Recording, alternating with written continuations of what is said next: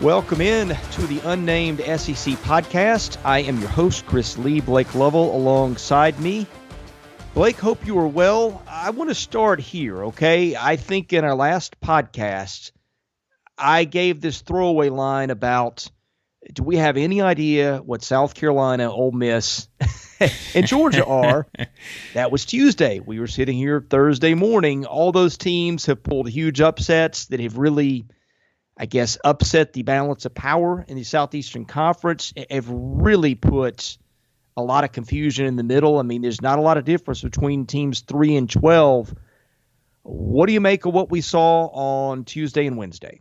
Yeah, I don't know. I think that the SEC is just a mess. I don't know exactly what to ever expect or what we're going to get on a night-in and night-out basis at this point. Like you said, we pretty much set up those three teams and to say, man, this could be a real struggle the rest of the way for Georgia, South Carolina, and Ole Miss. And Ole Miss beats Tennessee in a rock fight, first to 52, won that one.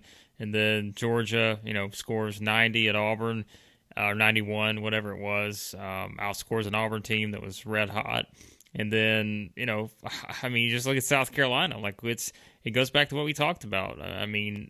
Florida, I thought that I was finally gaining trust in Florida, and I say this every single season. I promise you, I feel like it's been this way for 4 years now. I feel like just when I'm about to trust Florida, they lose a game like this, and then all of a sudden you're right back to square one with them. And I feel like that's where we're at this point. Like, I just don't think I can trust Florida. I don't think at this point, which is very crazy to say, I don't think I can trust Tennessee. Auburn's kind of a different situation, but those are two teams, Tennessee and Florida, we had high expectations for, but it seems like they just do not have the consistency to be able to be at that Alabama level right now. And I think that's made for an SEC that, quite frankly, Chris, if you look around, I think it's Alabama, and then a little bit of a step behind them is Missouri, and then I think it's everyone else, because I just don't know that anyone else is playing consistent enough to be able to be at the top right there with those two teams. Yeah, we will return to the bigger picture later, but I feel like now I see where you're coming from on Florida, right? We've kind of in our private discussions been on opposite ends of all this, right? I've said, man, I love this Gators team. Every time I watch them, I think they play well. They have done a phenomenal job adjusting without the SEC Player of the Year. They have developed Colin Castleton kind of out of nowhere about 5 games into the season. I like their depth. I like their quickness. I like the way they defend. But my goodness, what you have been concerned about was on full display. I mean, they went, I'm not going to say it was an 8-minute scoring drought, but it was something like that. And where they literally could not get a bucket down the stretch on Wednesday night. Yeah, and again, let's think about it. It's against a South Carolina team that gave up 93 points to Vanderbilt. As we've said many times, like, this Vanderbilt team is just, it's been a struggle. And I know they've got, one of the best players in the league and Scottie Pippen and all that, but I don't know. Like, this Florida team is just, we pointed this out in the previous episode too. Like, Keontae Johnson not being on the floor is significant. And I think there are some games where we really realize that maybe more than others, because, they did have such a good stretch here recently over the past month or so where they played pretty well. But then I think you see games like that and, it's like, man, they need that guy so bad to be out there, because he was that guy that was going to be able to, prevent those kind of stretches to where they didn't have those lulls, and you just felt like that somebody was going to get this team going, and certainly, he would have been the guy to do that. And so I don't know. You look at them right now, really, if you look at their schedule the rest of the way, if you just base it on that, like, you probably would have figured that South Carolina game was either their second or third, probably easiest game left on the schedule. They've still got to play A&M at home, and they've got Georgia at home, but elsewhere, like, they've still got to play LSU. They've got to go to LSU, got to go to Tennessee, got to go to Arkansas, got to go to Auburn, got to go to Kentucky. Is Florida going to make the tournament? That's what I'm curious about at this point, because heading into the week, they were, and we'll probably talk about this a little bit in a bit, but like, they were a number 6 seed. They had moved up to the number 6 seed line for Joe Lunardi's bracketology. But then they lose this game to South Carolina. You would think that's probably going to drop them to either a low 7 or a high 8. And now, if you look the rest of the way, all those road games I just mentioned that they've got to play, I don't know how many of those they're going to be favored in. I don't know if they're going to be favored in any of those. And so I'm very curious to see how they finish the season because if they were to play their way out of the tournament, which I still think is going to take a little work, they're probably going to find a way to get in. But if they were to play their way out of the tournament, I don't know what that means kind of for maybe Mike White moving forward and kind of what the expectations are going to be there because this would be yet another frustration, I think, for Florida fans to start the way they have, to play the way they have the past month, and then maybe potentially kind of have a bit of a downfall here towards the end of the season. Ken Pom has got them going 5-3 the rest of the way. Now, here's something that may be important. 3 of those 4 are in the next 4 games. You've got LSU, Tennessee, Arkansas, all on the road. Those are the 3 he has Florida losing. So, I mean, is this a team that can take that kind of punch and deliver with confidence and win 4 straight down the stretch, especially when one's against Missouri? I don't know. I buy into this team probably more than you do. Maybe that's just the fact that when I have watched Florida, it has tended to play pretty well. So remains to be seen. But let me ask you something. Is this a top 10 team in the country if Keontae Johnson is healthy and available? Yeah, that's what I think. I think they're in that range. I don't know if they're top 10, but I do feel like they're top 15-ish, like in that quality. I feel like they could be that good. Because really when you think about it, this game against South Carolina, I feel like they would have won. And we can play the what-if game all day, but you feel like they would have won a game like that. I think they would have won at Mississippi State, that game they lost a couple weeks ago. Probably wouldn't have still beat Kentucky at home, probably wouldn't have won at Alabama. Florida State has just had their number, so we can still count that one as a loss. But it would be a little bit different, and I would have more confidence in them the rest of the way. Because, again, like we just talked about earlier in the week, they're coming off a win at West Virginia, and we thought that was kind of the thing that was going to catapult this team forward to where, again, we felt like maybe this is that confidence boost. Maybe now we can trust them. It's a much better situation. But now it's like you have one game like this, and I think it's so easy to revert back to what we've seen over the past couple of seasons where they have been up and down. And now I'm like, okay, am I going to get the team that played at West Virginia, or am I going to get the team that just lost at home to South Carolina, who just got beat by double digits at Vanderbilt? So I don't know, and that's the problem is I just don't think, I think you put Florida, maybe even LSU kind of in that similar category to where I think both of those teams have gotten to the point to where they just have some of those things that make you look at them sometimes and say, boy, I see the potential. I see what they can do at their best, but when they are not very good, they are not very good. And I think that's what you worry about maybe with the schedule that they have the rest of the way because I don't know, it's not an easy schedule. And I think that, they're probably still going to get in the tournament. They're going to win some of those games. I don't think they're going to go 0-5 in those road games we talked about, but I sure would like to see them win one of them before I'm probably going to have complete trust that they're going to have potentially even a winning record in those 5 road games against pretty tough competition.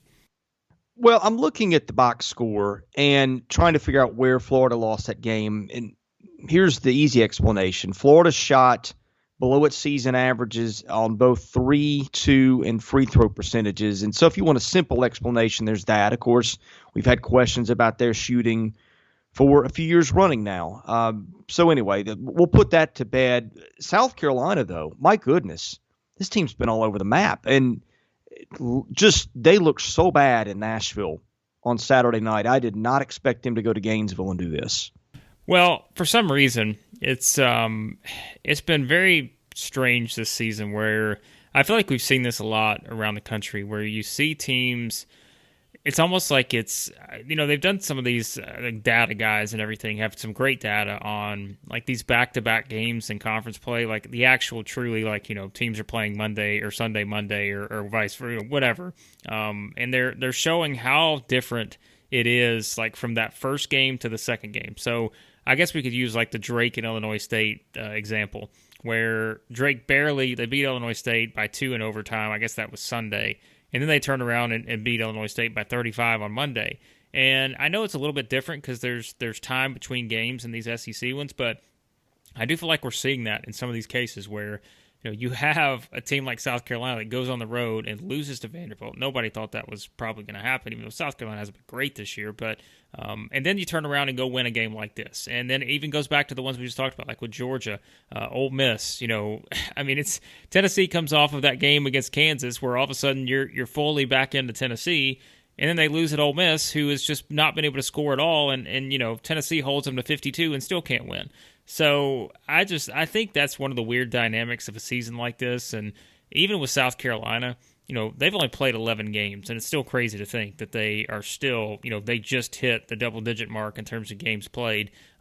And as of right now, they're going to wind up playing 19 games probably this season. So it's so strange, I think, to think about, and that's why I think there's a lot of things in this season. We could probably break down the numbers all day long and try to figure out why this happened or why that happened, but I think there's just an element of strange to this season, too, to where I don't know that some of this can even be explained. I think in a regular season, 9 times out of 10, you'd probably get a different result in some of these scenarios. Well, here's one other thing that caught my eye. You figure if Florida goes into, or excuse me, if Carolina goes into Gainesville and wins this one, the two things that I would say would have to happen are that you get huge games from A.J. Lawson and Keyshawn Bryant. Now, Lawson, they got that, right? 22-8. Bryant only played 19 minutes. Some of that may have been foul trouble. I didn't get to watch that whole thing. He had 3 fouls, but he scores 8 points. As of, I believe, 2 games ago, I think he was the leading scorer among SEC players in league games. I may have that wrong, but he was certainly up there. So that's another little head-scratcher, is that the Gamecocks go and pull an upset without a big game from Keyshawn Bryant. Yeah, I don't know how it works out for them either like that, because that's another element that it's hard to figure out, because those are the kind of guys, like you said, you feel like there's a script for South Carolina to where, they've got to be able to win a certain way, and they've got to be able to have, guys like that, like Keyshawn Bryant and others. A.J. Lawson did have a good game, but it's just, you feel like that they need, several of those guys to be those ones that every single game, like, they've got to have double digits from, or they've got to have this happen or that happen. And really, they didn't even shoot the ball very well. Like, they were 4 of 19 from 3. That's another thing I think you always think about, like, with these type of elements you need to win a road game like this. You feel like you need to be able to shoot the ball well. Like, they only got the free throw line 10 times. And it's just, I don't know, statistically, like, it was just one of those weird games to where if you look at the stats, you feel like this just should have been a game that Florida won, and it just was not. And I think it's just, again, this is one, I think if you're Florida, if they do struggle down the stretch, this is one you're going to look back on and say, how did we let this happen? Because South Carolina is a team that I would like to say is probably not heading, towards any type of significance in terms of where they're going to be in the SEC standings. But then again, we say that every year, and it seems like Frank Martin finds a way to get them into the top 5. So maybe this is the start of South Carolina's run to get back into the top 5 in the SEC. So. Well, one of our other big surprises, and maybe the biggest one of all, Tennessee goes to Ole Miss, loses that one 52-50. The Vols just could not score, which is a continuing theme for Tennessee and Rick Barnes. Explain that one to me, please. Oh, man. I wish there was a good explanation, but I think you pretty much said it. They are just a bad offensive team, and I don't think there's any other way to put it. They could be the best defensive team in the country, which you look at KenPom right now. Guess what? They are in terms of adjusted defensive efficiencies. They are still number 1 in the country, but yet this team somehow cannot win a game. I mean, if you look at KenPom too, like you and I are regular users of this, if you go down their defensive row here of all their stats, like KenPom uses like the color codes and all that stuff. For people who don't know, I'm sure a lot of people who listen to this do, but like green is good. And if you go down all their defensive numbers, the majority of them are green, like in all these categories. When you look at it, like effective field goal percentage defense, turnover percentage defense, 3-point percentage defense, 2-point percentage defense, these are all, like Tennessee ranks among the top in the country, top 30, 40, 50, whatever, in all those categories. And yet, they are so frustrating on offense to where I'm sure, like Rick Barnes and I'm sure everyone on the team has to be frustrated knowing that they are playing so well on defense at times, and yet they just cannot figure out a way consistently to be able to score points. And I don't know how they're going to solve that. I said going into the season, we knew they were going to be a great defensive team, but I think that, we knew the offense was going to be a little bit behind. I did not think the offense would be as behind as it is, especially at this point in the season. So, what are the expectations for Tennessee the rest of the way? I have no idea, because I don't. This team, you talk about rock fights, like they play Kentucky on Saturday. Like that game could be 52-50 as well, based on how Kentucky plays offense. So Tennessee's probably not going to be a team that people are going to be seeking out at this point to be able to watch and see a lot of points scored, because they're not going to give up a lot of points, but at this point, they're not going to score a lot of points either. So maybe that's just how they're going to have to win some of these games. But again, if they can't beat an Ole Miss team that has really struggled, and they can give up 52 and they can't find a way to score 52 points to even stay on track to get the game to overtime, that's a problem. And I don't think you can look at Tennessee at this point and say, that's a team I feel like could get to a Final Four, like I probably would have said before the season started.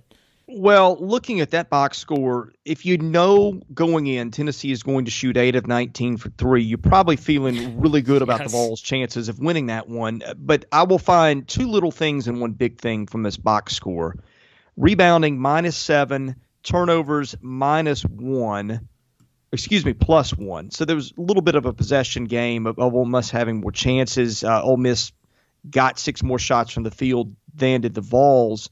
But the biggest one, and again, this is one I have trouble explaining, because you look at Tennessee, it's got Fulkerson and Pons inside, and it's got guys who can get to the rack. How did this team go 8 of 26 from 2-point range? And I think a lot of that has to do with Ole Miss defense, which, by the way, is very good. Yeah. And so let's give credit where it's due. But again, not something you would have expected, right? No, and that's like you said, Ole Miss's strength is their defense, and they're not going to win many games only scoring 52 points. But I don't know how Tennessee only hits 8 shots from inside 3-point range. I don't know how that happens, but again, maybe we just underestimated, I think, how good this team could be offensively, because they have so many guys like Fulkerson and Pons. And they've got the long guys, the long freshmen like Springer and Johnson, and I don't know. Like maybe it's just we underestimated the fact that they were going to take such a big step forward offensively, knowing that they had all these guys. Where some of these guys' specialty is defense, and that they just didn't.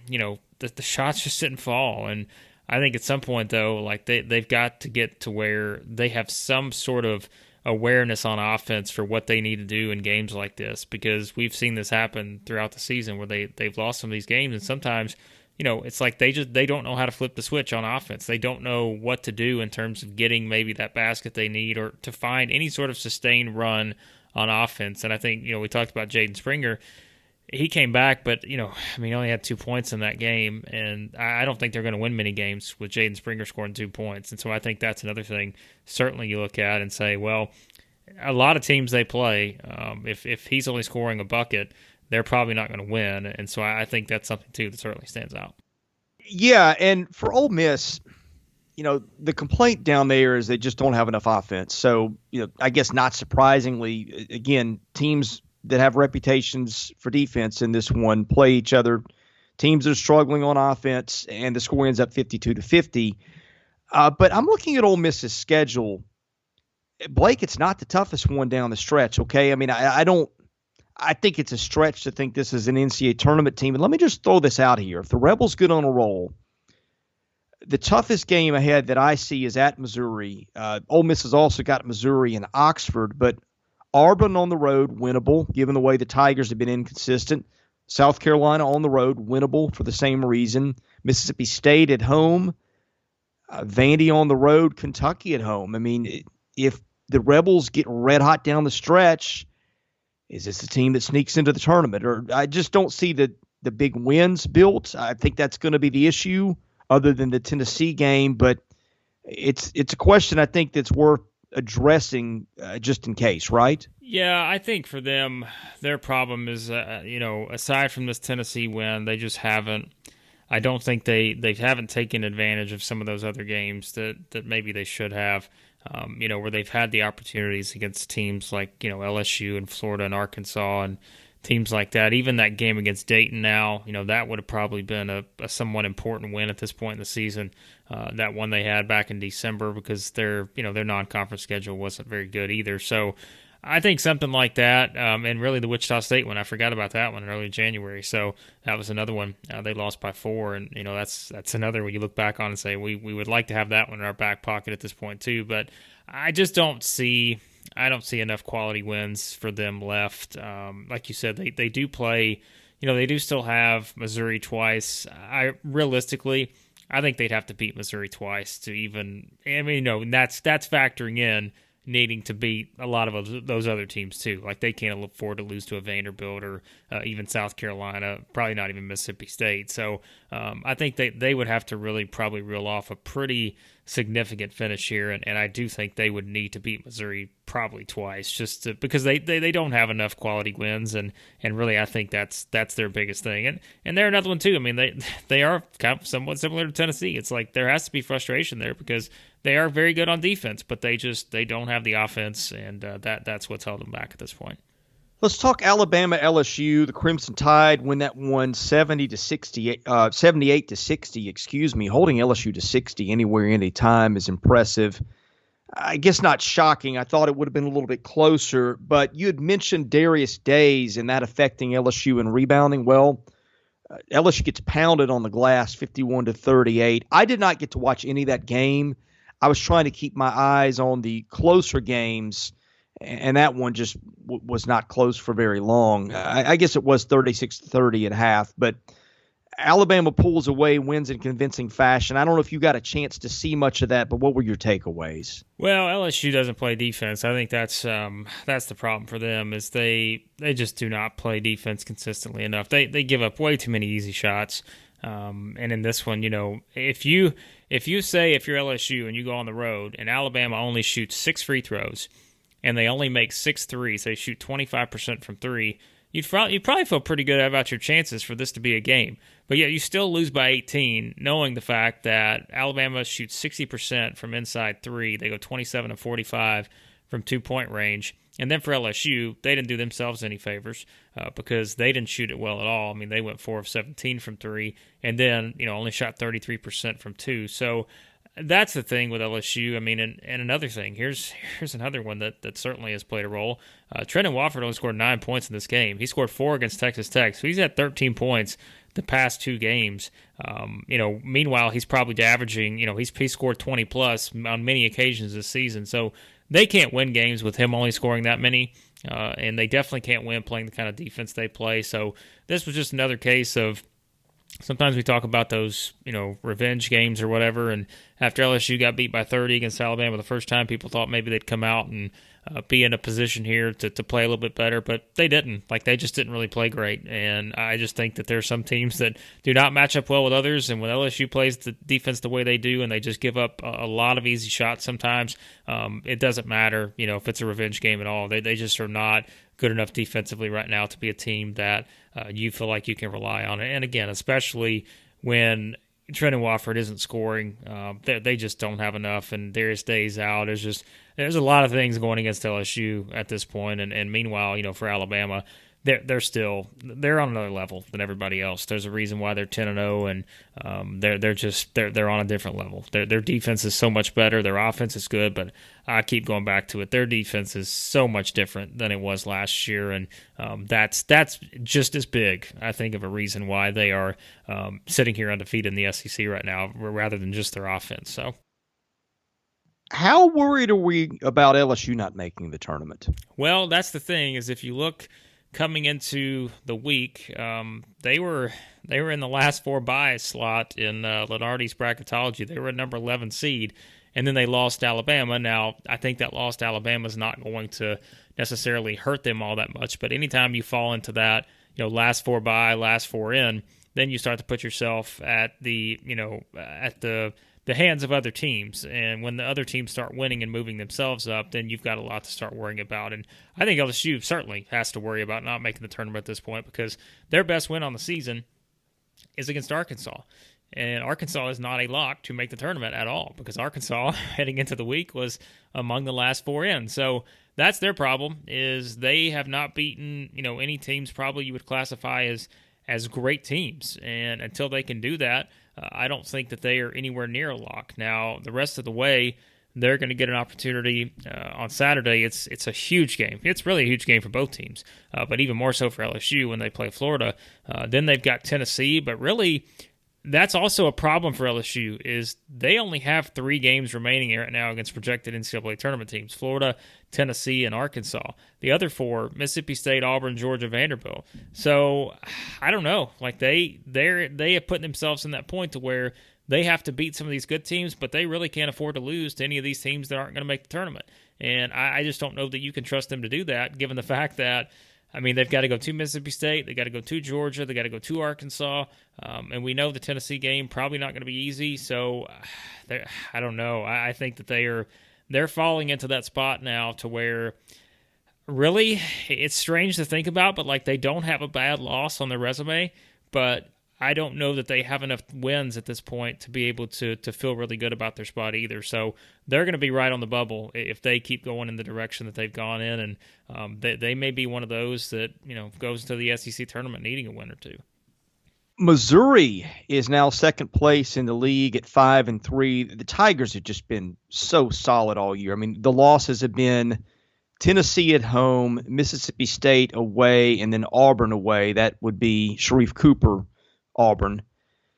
But watching that game last night, it got close down the stretch. Missouri does what Missouri has done all year. That's close out close games. I think some of that may come when you've got a bunch of juniors and seniors, which this team has.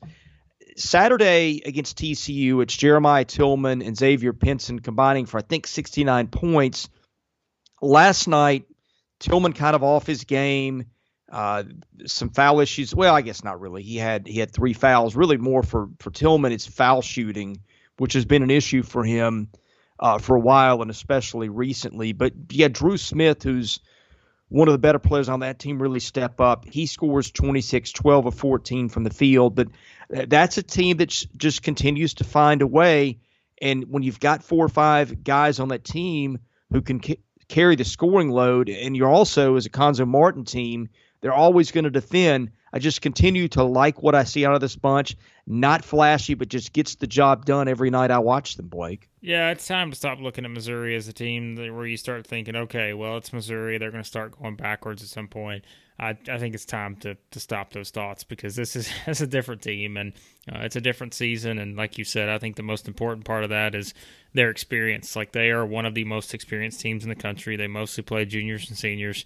And I think that means something this season, especially in the SEC, where you have a lot of people who, recruit very talented freshmen that have to come in and play right away, or you recruit transfers, and yet, they may have experience in age, but they don't have experience with their particular teams. And I think that's something where Conzo Martin's kept this group together, pretty much the same nucleus he's had for the past couple years, and it's paid off this year to where they have just been able to find ways to win games. Again, Missouri of last year, they probably would have lost that game against TCU, probably would have lost the game against Kentucky, but this team just has that edge, that experience. They've been in these types of games before, and I think finding ways to win these past 2 games, even against teams that are not as good as maybe they have been in recent years, it's still important, I think, for Missouri to be able to find ways to win games like this. And the thing is, too, I think you have to remember, they've played one of the toughest schedules of anyone in the country in terms of just looking at who they played this season, because we also have to think, they've beaten Illinois, they've beaten Oregon, they've beaten Tennessee, they've won at Arkansas. They have done a lot of good things well this season. Even games like against Wichita State, they won that one on the road by double digits. They beat a Liberty team who's probably going to be back in the tournament. They've got a lot of good wins on their resume, and I think you have to keep that in mind when you look at this team and realize that they are the second best team in the SEC. I don't think there's any doubt about it at this point. And, if they're able to beat Alabama on Saturday, I think going into the week, Missouri was at I'm going to pull it up here. They were a number 4 seed going into this week in Lenardi's bracketology. If they beat Alabama, I think Missouri starts moving back up. I think they'll go to that 3 seed mark. And really, with the finish they have, if we want to talk about schedules, I think Missouri has one of the easiest schedules left of anybody in the SEC. Now, as we've said before, I don't know what easy can mean. Depends on what your definition is, but they don't have an overly tough schedule left. So I think they could be right there in a position to compete for a top four seed at this point. And maybe, like we said, even if they can finish strong and even beat Alabama, there's no doubt that they could even move up to potentially probably even a 3 seed. Kentucky, I think, is in the bottom 5 nationally in Ken Pomeroy's luck metric, which basically says this is how many points you score, this is how many you give up, and given that, that's how many games you generally win. And you look at the schedule, and the Wildcats have just lost a ton of close games. I mean, 3 to Kansas, 1 to Notre Dame, 3 to Louisville, 7 to Auburn, 1 point to Georgia, and of course a 5-point loss to Missouri on the road. I mean, this is a team that's competitive night in and night out, but at some point when you're 5-11 and got a bunch of kids who are moving on next year, I wonder when reality starts to set in up there and how they're able to handle that. Well, and there's lots of, I mean, I'm sure you've seen it on Twitter of the what Cal said after the game, and everyone's kind of losing their minds about what he talked about with Terrence Clark's injury situation and all that. And I don't think Kentucky fans are happy at all, and I think that he may not be doing himself any favors, considering that this is kind of unprecedented territory for them, and I think you can tell that he's very frustrated, and sometimes, he's always been someone that doesn't exactly hold back on what he says or what he thinks about certain things, and I don't know that that's necessarily going to rub Kentucky fans the right way this season, given the fact that they are 5-11. So I tell you, this is a very interesting situation now for Kentucky because, they're sitting here. You talked about it. Like they've lost some games. Probably if you play those games 10 times, they maybe find a way to win those games 6 or 7, even with this team that has struggled. But they are so bad on offense, and they do not have that element of, that go-to 100%, like you are completely sold that if they get the ball to this guy, they're going to be able to score and be able to make a huge play in a key moment of the game. Like they just do not have that element right now.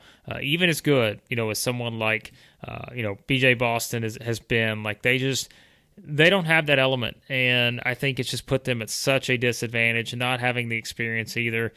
You can be the biggest team, it doesn't matter. They don't have the experience. They are the opposite of Missouri, and I think in a season like this, we've seen it to where this team really needed that offseason to be able to get everybody together because it was such a different dynamic. You put together an entirely new roster this year, and I don't know, man. It's so crazy to think that they are sitting here with only 5 wins, and we're in February.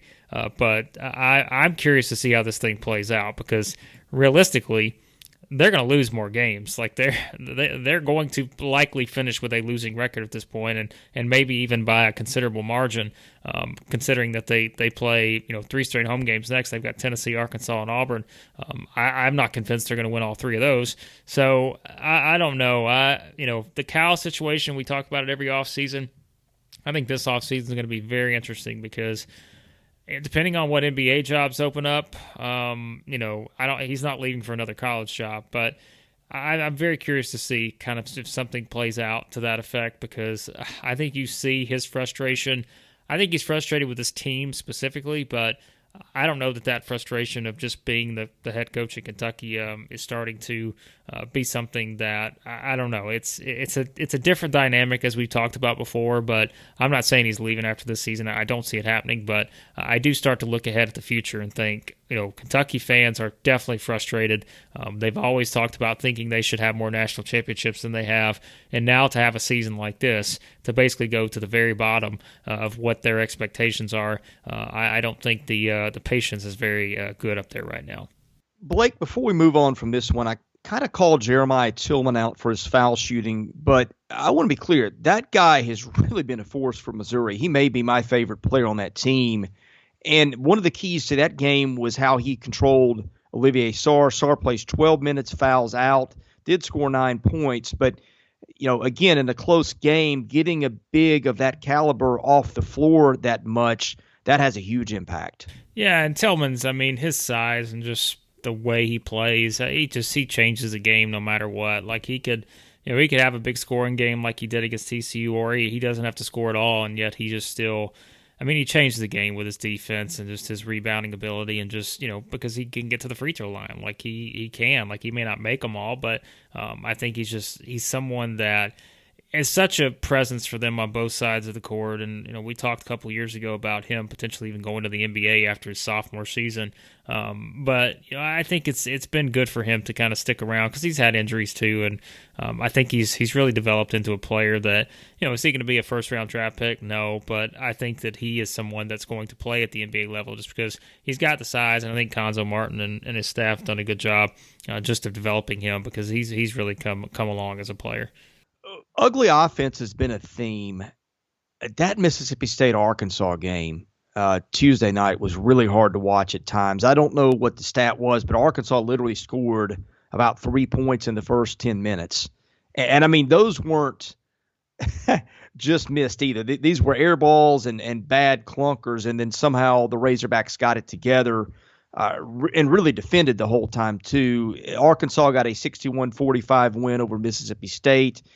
Again, I think our knock on Arkansas, this is why I think they're going to have difficulty getting in the tournament, is the quality wins. But at least for a night, they took care of business in that one and kept themselves on the right side of the discussion until they can bank some wins. Yeah, this was ugly. Like you said, it was not a pretty game at all. I think if you looked at it overall, Mississippi State had 26 turnovers and Arkansas had 17.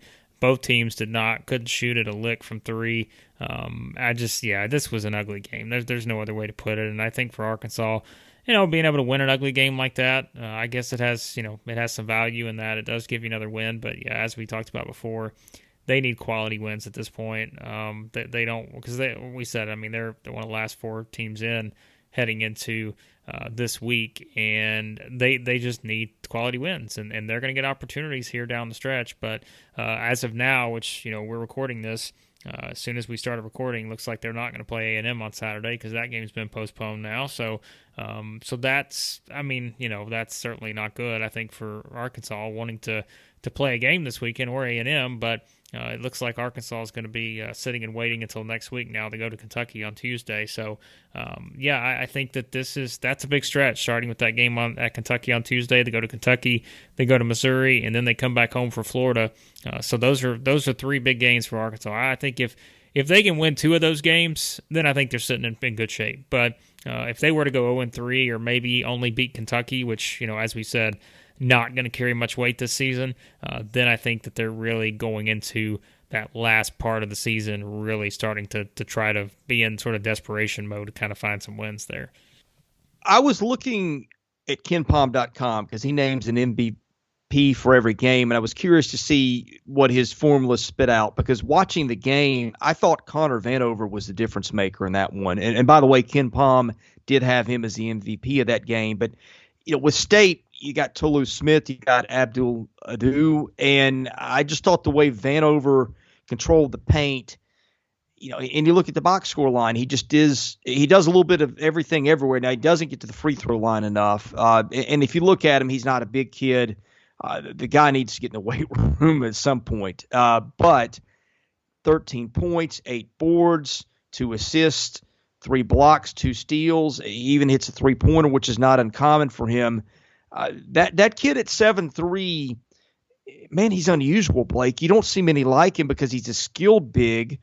Again, needs a lot of weight to put on. I think if he ever does that, then look out. But I'm fascinated with it when I watch him play. I wonder if you've got a comparison to him. I've got one in my mind, and I want to see if we're thinking the same thing. Someone, I can't remember who said it, and I forget even who the comparison was, but someone made a comparison for him, and I thought about it. I'm like, that's perfect, but it's going to drive me crazy because I don't even remember who I was talking to, but they did have a comparison of kind of what type of player he is. But something that stood out for me from this game was, and what his impact on this game was the fact that, Mississippi State, they don't shoot a great percentage from two, but they do get like 58% of their points usually come from two, and I think that's top 25 in the country according to KenPom, or 26 in the country in terms of getting their point distribution. They get the majority of their points from two.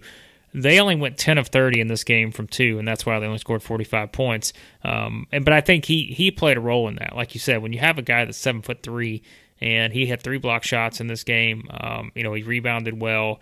I think that's just such a difference maker. And like you mentioned it earlier, I mean, he's just someone that, I mean, you can't ignore it. Like, you can't ignore what he can do on the floor. And so I think that was a big part of their, getting a chance to kind of run this game out the way they did.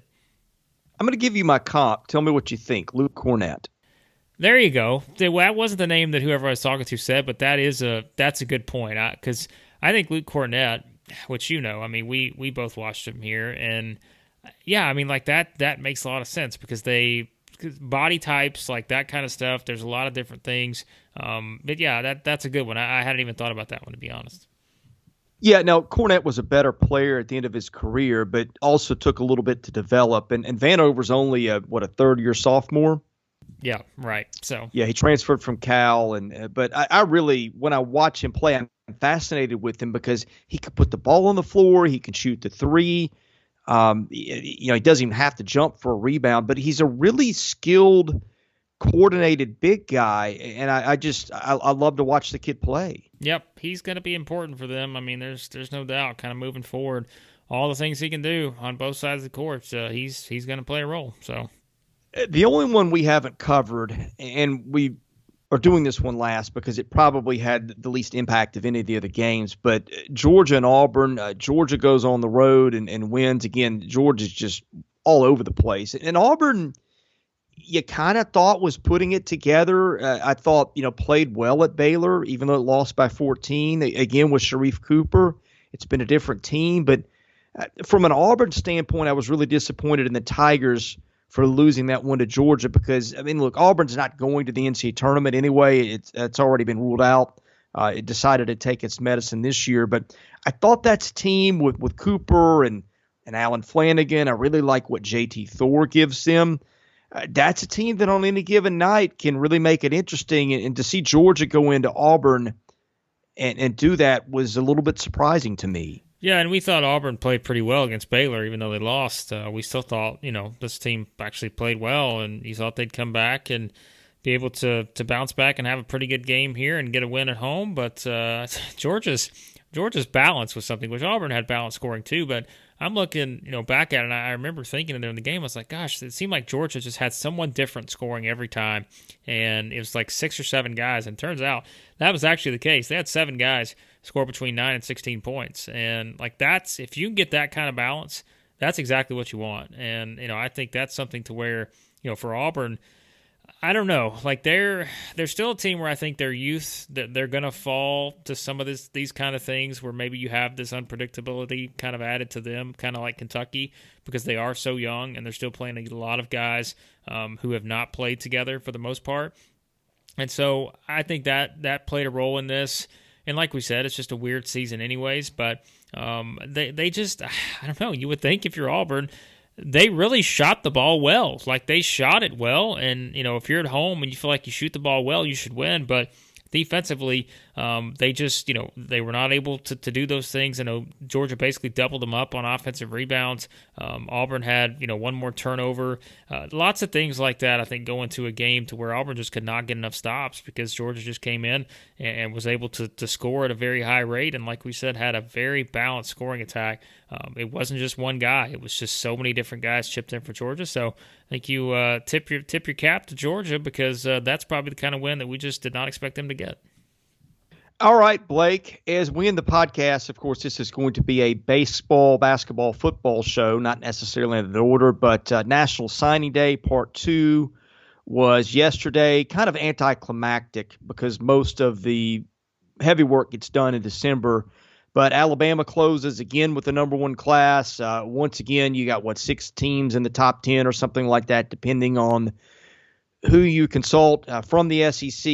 Any thoughts on what happened in the signing period yesterday? No, I mean, it's like another year, another, discussion about is this, Alabama's best class ever. And I think that, statistically, like it is. Like it's the best class they've had under Saban, which is a scary thought given what we saw from them this past season. But like you said, it's at this point it's sort of anticlimactic in terms of how things are structured now, and you kind of know what you're getting at this point when you have the signing day in February, and so I honestly don't know that there's a ton to take away from it. I think it's still.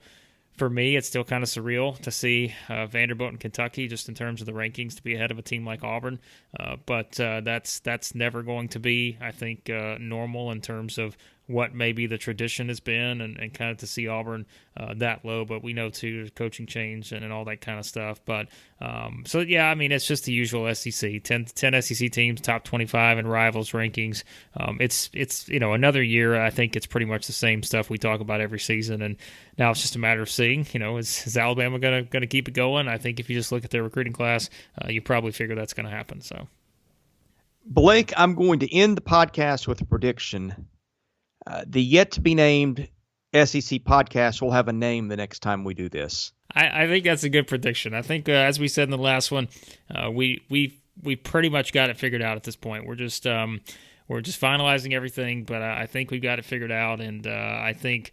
Hey, I'll say this too. I don't know if we said that on the last episode of the podcast, but you sent me a nice little preview of our website we're going to have here in several weeks, and man, I am even more excited. I was excited before, but we're going to have a sweet looking website, and we're going to be doing this podcast, as you said, very often, and I'm very excited about it.